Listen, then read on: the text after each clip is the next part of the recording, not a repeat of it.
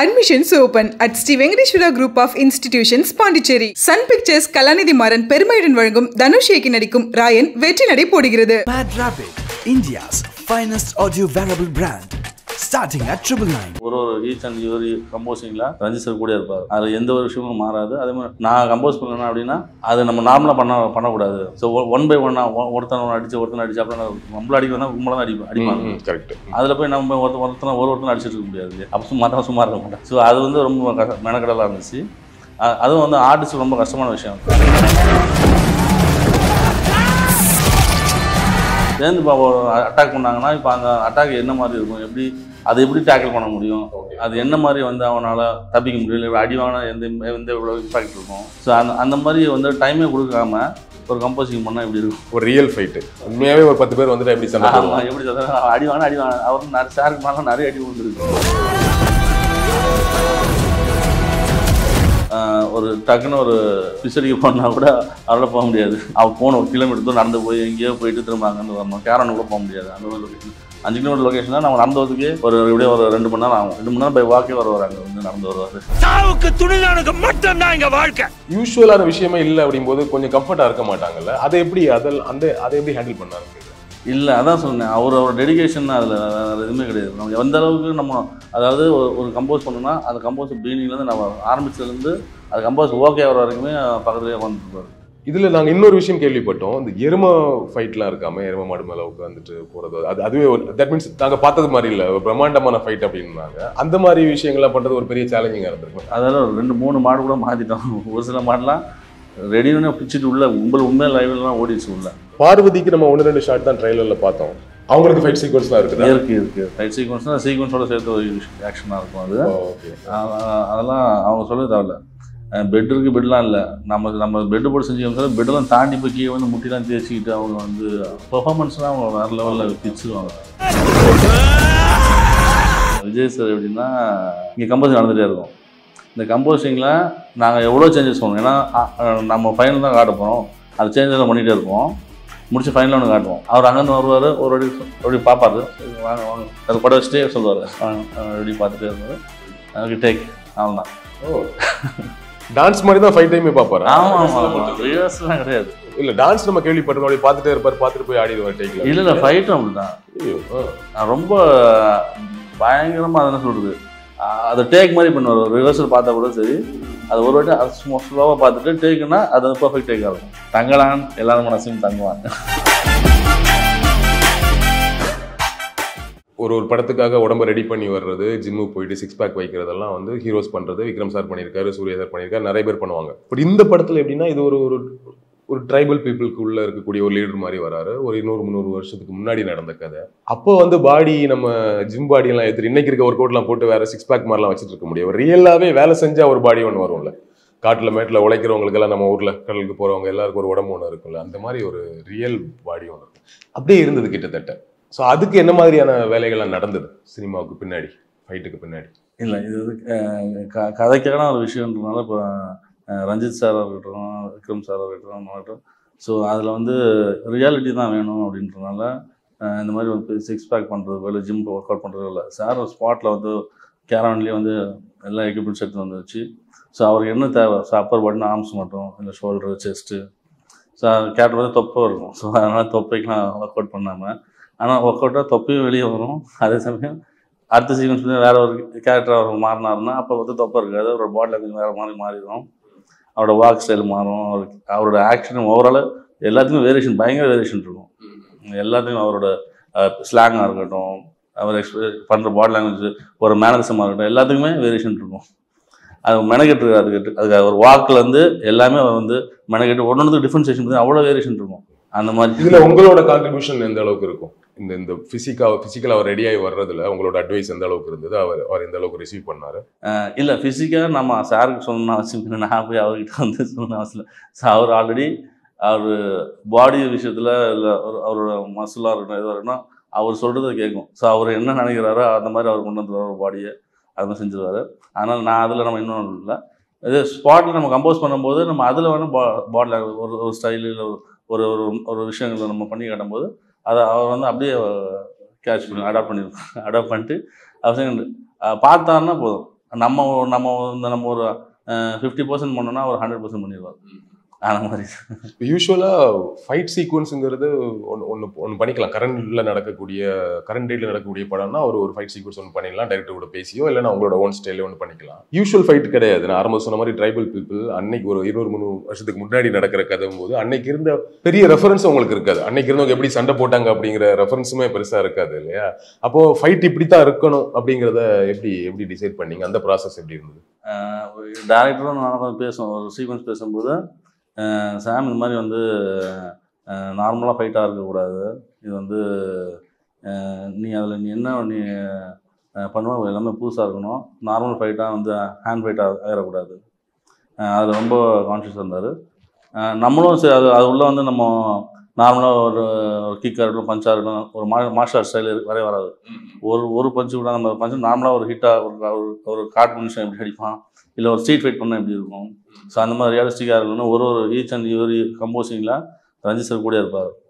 அதில் எந்த ஒரு விஷயமும் மாறாது. அதே மாதிரி நான் கம்போஸ் பண்ணேன் அப்படின்னா அது நம்ம நார்மலாக பண்ணக்கூடாது. ஸோ 1 by 1 ஒருத்தனை அடிச்சு அப்படின்னா நம்மள அடிக்கிறதா கும்பலாக தான் அடிப்பானுங்க. அதில் போய் நம்ம ஒருத்தனை அடிச்சுட்டு இருக்க முடியாது இல்லையா? அப்போ மற்றவன் சும்மா இருக்க மாட்டான். ஸோ அது வந்து ரொம்ப மெனக்கடலாக இருந்துச்சு. அதுவும் வந்து ஆர்டிஸ்ட் ரொம்ப கஷ்டமான விஷயம். அப்படின்னா நார்மல் கம்போசிங் 1 1 2 3 4 கவுண்டிங் வச்சு பண்ணிடலாம். இது அப்படி இங்கே 1 இங்கே பேக்கில் இருந்து 2 இருக்கும். ஸோ டாப்டாப் கவுண்ட் டைம் லாப்ஸே இருக்காது, டைமே இருக்காது அவங்களுக்கு வந்து. அந்த மாதிரி தான் கம்போஸ் பண்ணியிருப்போம்.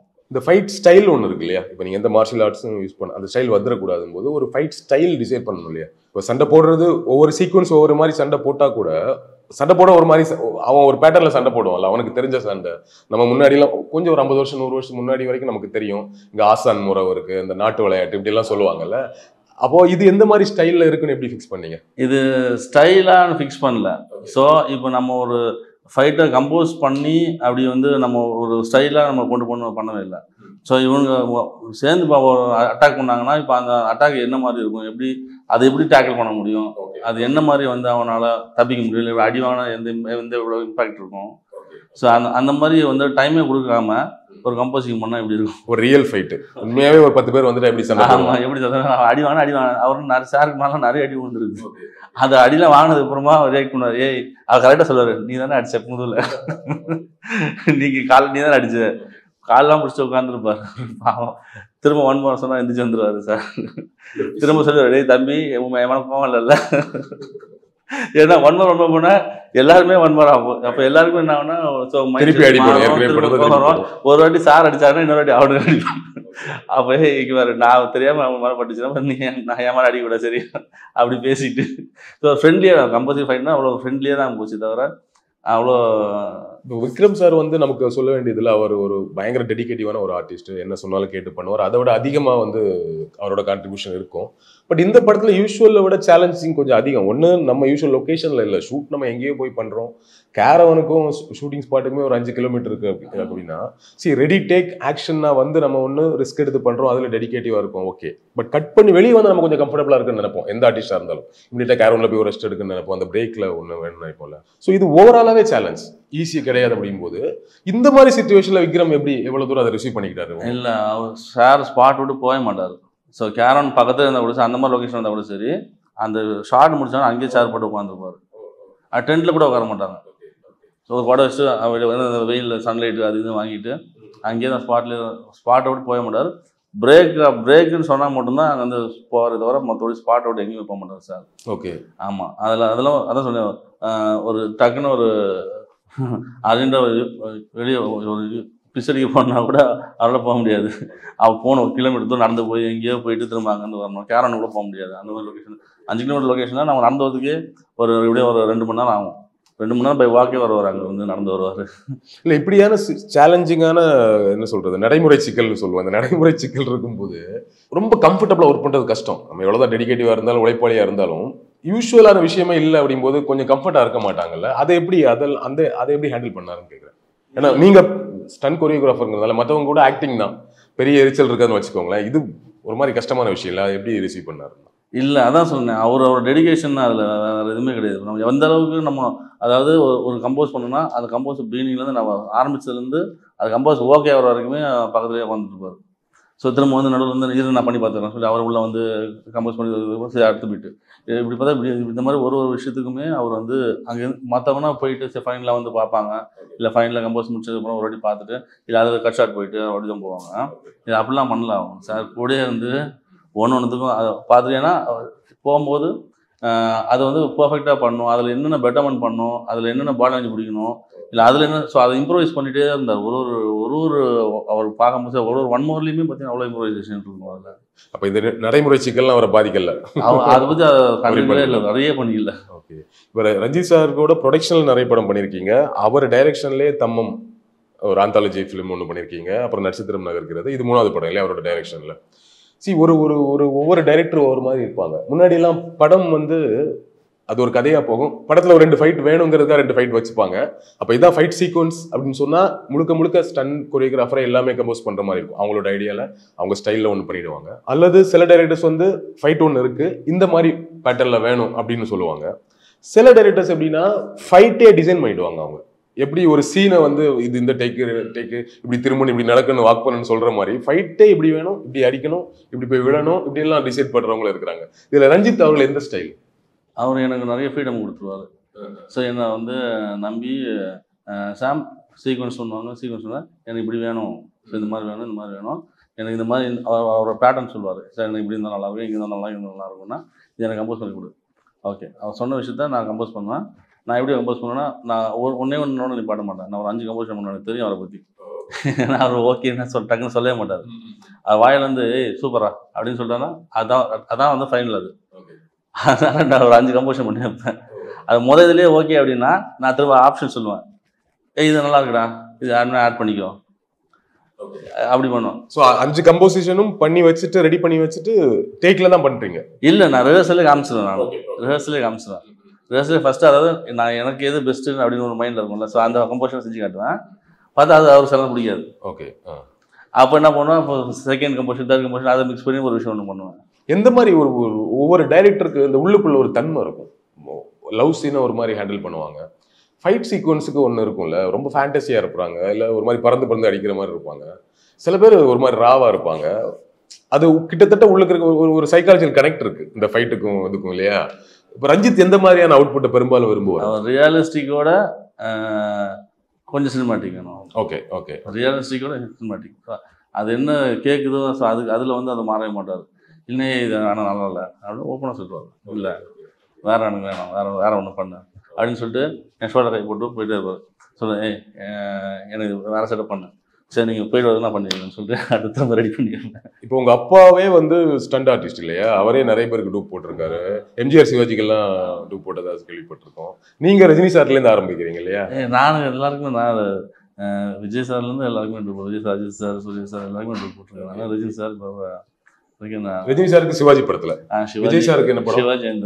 விஜய் சார் புதிய கீதையிலேருந்து நான் பண்ணுவேன். புதிய கீதை, வில்லு, ஆதி, ஜில்லா, தலைவா, நிறைய படத்துல பண்ணியிருக்கீங்க. அவரோட இருந்த ரிலேஷன்ஷிப் ஏதாவது இருக்குதா? கண்டிப்பா இருக்கு. ஸோ விஜய் சார் எப்படின்னா அதான் ஓரமாக சேர் போட்டு தான் உட்காந்துருப்பாங்க. ஃபோட்டோ ஜம்ப், அவரும் கேரன்லாம் போக மாட்டார், உட்காந்துருப்பாங்க, சார் உட்காந்துருப்பாங்க. இங்கே கம்போசிங் நடந்துகிட்டே இருக்கும். இந்த கம்போசிங்கில் நாங்கள் எவ்வளோ சேஞ்சஸ் பண்ணுவோம், ஏன்னா நம்ம ஃபைனல் தான் காட்ட போகிறோம், அது சேஞ்செல்லாம் பண்ணிகிட்டே இருப்போம். முடிச்சு ஃபைனலில் ஒன்று காட்டுவோம். அவர் அங்கேருந்து வருவார், ஒரு அப்படி பார்ப்பார், சரி வாங்க அது படம் வச்சுட்டே சொல்லுவார், அப்படி பார்த்துட்டே இருப்பார். அதுக்கு டேக் அவ்வளோதான். ஓ, டான்ஸ் மாதிரி தான் ஃபைட் டைமே பார்ப்பாரு? ஆமாம், ரிஹர்சல்லாம் கிடையாது.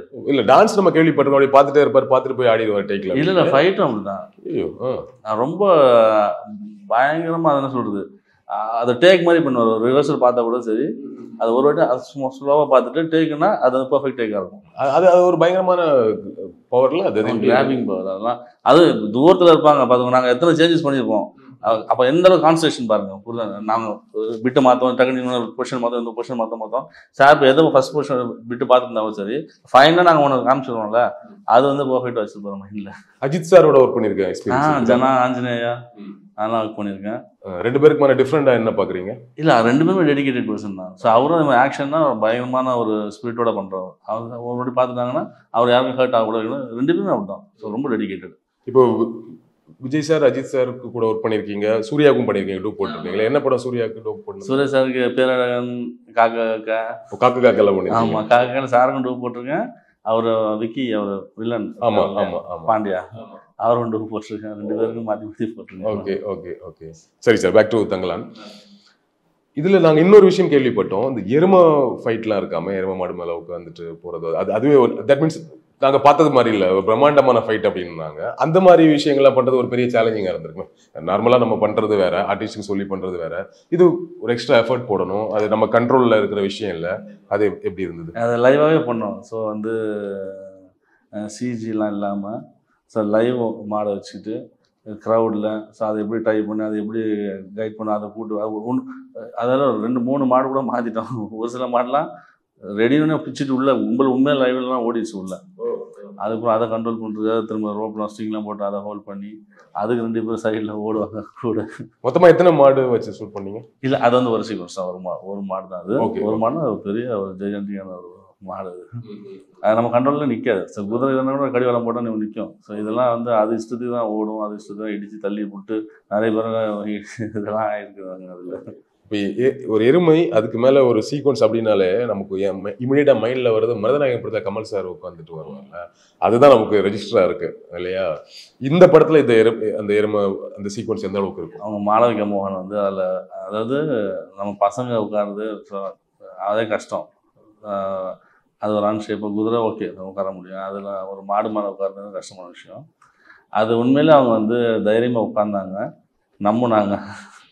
ஸோ அவங்கள ரிக் பண்ணி அவங்களை ஹோல்ட் பண்ணி கீழே ஓட வச்சு அதில் உட்கார வச்சு எடுத்தோம். நிறைய வாட்டி விழுந்தாங்க கீழே. திரும்ப ஓகே ஒன்றில் அப்படி தேய்ச்சிட்டு திரும்பவும் ஏறி வந்து உட்காந்து. ஸோ அவங்கள டெடிக்கேட்டடாக அவங்களும் கதைக்காக சீக்வன்ஸுக்கு இப்போ டாக்டர் கூட போதும் சாம் வேணான்றாங்க. ஆனால் அவங்க திரும்ப வந்து பண்ணலாம் அப்படின்னு சொல்லிட்டு. நானே அவங்கள பற்றி கேட்கலான்னு நினச்சேன்.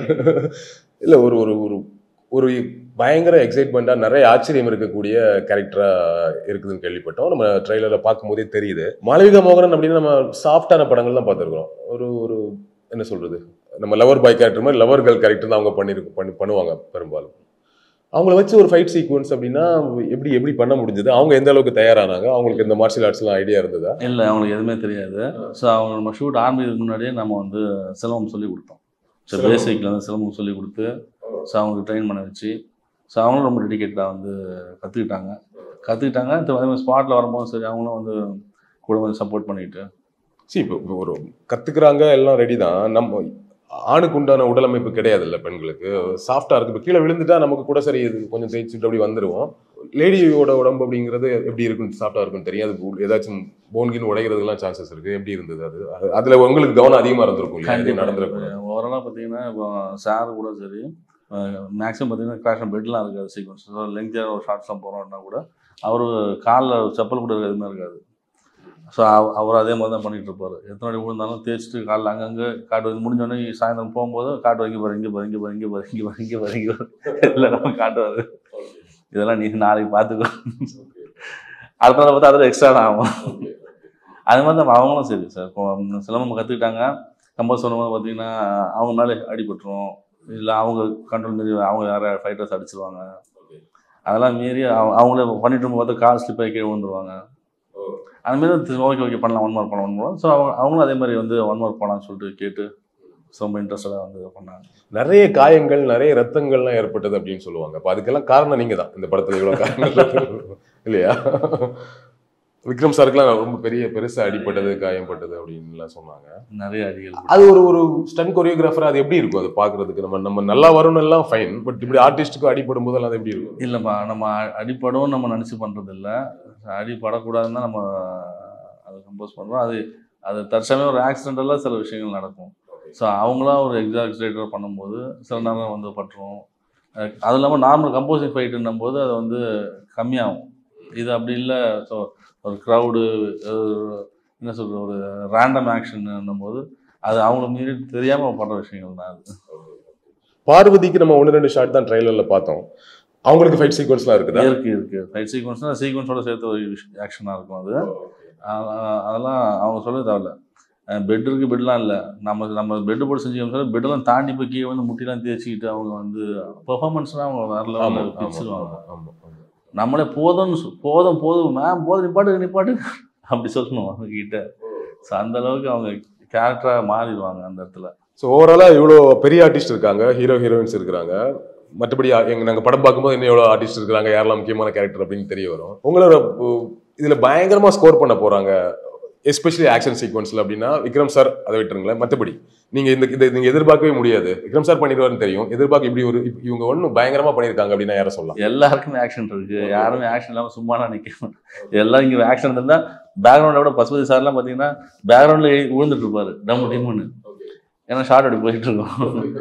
இல்லை, பசுபதி சார் ஆரம்பத்தில் வில்லனா நடிச்சாரு, ஃபைட்லாம் பண்ணாரு. இனிஷியல் அவர் ஒரு 5 வருஷம்னு சொல்லிக்கலாம். அதுக்கப்புறம் ஒரு மாதிரி கேரக்டர் ஆர்டிஸ்டா, டெப்தான ஆர்டிஸ்டா மாறிட்டாரு. இப்பெல்லாம் ஃபைட் சீக்வன்ஸ் பெருசா பண்றது இல்லை. நீங்க சர்பட பரம்பரையில கூட அவருக்கு ஃபைட் சீக்வன்ஸ் இருந்த மாதிரி இல்லை இல்லையா?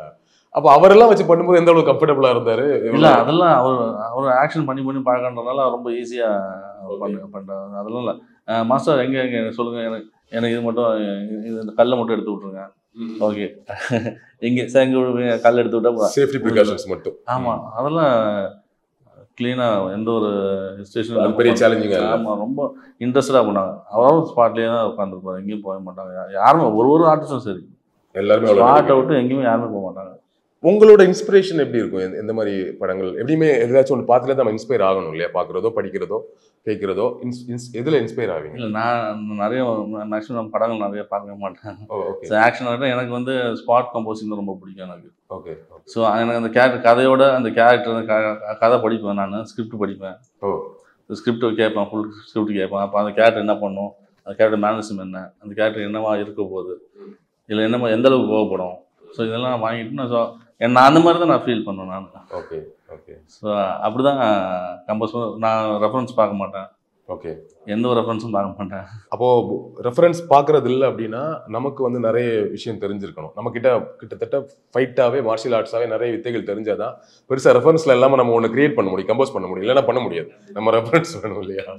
அப்போது இப்போ இறுதி சுற்றில் பார்த்தீங்கன்னா அது ஒரு பாக்ஸிங்ஸ் ஃபுல்லாக. இப்போ இந்த படம்லாம் ஒரு ராவான ஃபைட்டு. அப்புறம் யூஸ்வலாக கமர்ஷியல் படங்களும் பண்ணுறீங்க. மலையாள படம் டொவினோ தாமஸ் கூட எல்லாம் பண்ணியிருக்கேன். அங்கெல்லாம் கொஞ்சம் ஒரு மாதிரி ரியலிஸ்டிக்காக தான் பண்ணுவோம். டொவினோ ஒரு மாதிரி பயங்கரமாக ஆக்ஷன் பண்ணக்கூடியவர். அப்போது இவ்வளோ விஷயம் நம்ம பண்ணணும், பெருசாக ரெஃபரன்ஸ் எடுக்கிறது இல்லை, இன்ஸ்பயர் ஆகிறது இல்லைன்னா என்ன வித்தைகள்லாம் உங்களுக்கு தெரியும்? நான் வந்து taekwondo state gold medalist. Taekwondo? ஆமாம். Kung fu, Manchurian kung fu. அப்புறம் வந்து boxer. Okay. Silambam, horse riding, skating, bike stunts, car stunts எல்லாமே பண்ணுவேன். ஜூடோ. ஓகே. ஸோ இவ்வளோ விஷயம் உங்களுக்கு தெரியும். இதெல்லாம் கற்றுக்கிறதுக்கு எவ்வளோ நாட்கள் ஆச்சு? எப்போதுலேருந்து ஆரம்பிச்சிங்க கற்றுக்க? நான் யூனியனில் சேர்றதுக்கு முன்னாடி இதை ஒன்று நான் வந்து கற்றுக்கிட்டேன். நான் எல்லாமே கற்றுக்கிட்டதுக்கு அப்புறம் தான் யூனியனில் சேர்ந்தேன் நான். Okay okay. ஏன்னா இதெல்லாம் கற்றுக்கிறதுக்கு எனக்கு பேசிக்கான எங்கள் அண்ணன். ஸோ அவர் தான் என்னை வந்து ஒரு கிளாஸ்லேயும் அனுப்பிச்சு விட்டது. Okay okay. ஃபேமிலியாவே நீங்கள் வந்து இந்த சண்டை பயிற்சிக்கு வாழ்க்கையை அர்ப்பணிச்சிருக்கீங்க. ஆமாம். ஓகே. அண்ணன் தான் உங்களுக்கு வந்து கற்றுக்க வச்சது. ஆமாம். என்னை வந்து ஒரு இடத்துக்கு கரெக்டாக இந்த கிளாஸுக்கு இங்கே போயிருக்கு, இந்த கிளாஸுக்கு போயிருந்தா ஸோ நான் கண்டிப்பாக மிஸ் பண்ணாமல் போயிடுவேன் நான். ஸோ அங்கே போனால் எனக்கு என்னென்னா, நம்ம இப்போ இவங்களாம் இந்த பேர் வாங்கியிருக்காங்க, நம்ம வந்து நல்லா இதோட பேர் வாங்கணும், அவங்களுக்கு கெட்டு பேர் வாங்கி கொடுத்துடக்கூடாது. ஸோ நம்ம இந்த அளவு டெடிகேட் ஆகணும் அப்படின்றதுனால நான் ரொம்ப ப்ராப்பராக. எப்படி இருந்தால் இந்த தொழிலில் ஒரு பெரிய ரிஸ்க் இருக்குது. இப்போ நம்ம எடுத்ததும் அப்படியே இண்டஸ்ட்ரிக்குள்ளே வந்து நேரடியாக ஃபைட் மாஸ்டர் ஆகிட போகிறது இல்லை. நிறைய படத்தை ஸ்டண்ட் ஆர்டிஸ்டாக ஒர்க் பண்ணணும். ஸ்டண்ட் ஆர்டிஸ்ட் ஒர்க் பண்ண கண்டிப்பாக டூப் போடணும். நீங்கள் இவ்வளோ படம் ஒர்க் பண்ணியிருக்கீங்க, டூப் ஆர்டிஸ்ட்னா பெரிய ரிஸ்க் இருக்குது, லைஃப் ரிஸ்க் இருக்குது. நீங்கள் அப்பா ஒர்க் பண்ணியிருக்கிறாங்க, அண்ணன் ஒர்க் பண்ணியிருக்காரு, நீங்களும் ஒர்க் பண்ணியிருக்கீங்க அப்படின்னா இதுக்குள்ள ஒரு பயம் இருக்குல்ல, ஐயோ ஒரு அக்கறையோ ஒரு பயமோ ஒன்று இருக்குல்ல. அப்போ அதை தாண்டி எப்படி இதுக்குள்ள வர முடிஞ்சது? இல்லை, அது யோசிக்கலையா? இல்லை, யோசிக்கல. இன்னொன்று வந்து அது ஆட்டோமேட்டிக்காக உள்ள நம்ம அந்த ஃபீல் அது உள்ளே இருக்குது அது. ஸோ நம்மளால முடியும். அது வந்து அது பிளட் சம்மந்தப்பட்ட விஷயம் தான். ஸோ அவங்களுக்கு என்ன இருக்குதோ அது வந்து ஆட்டோமேட்டிக்காக ஜெனட்டிக்காக அது உள்ளே இருந்துச்சு அது. அதனால எனக்கு ரொம்ப ஈஸியாக இருந்துச்சு.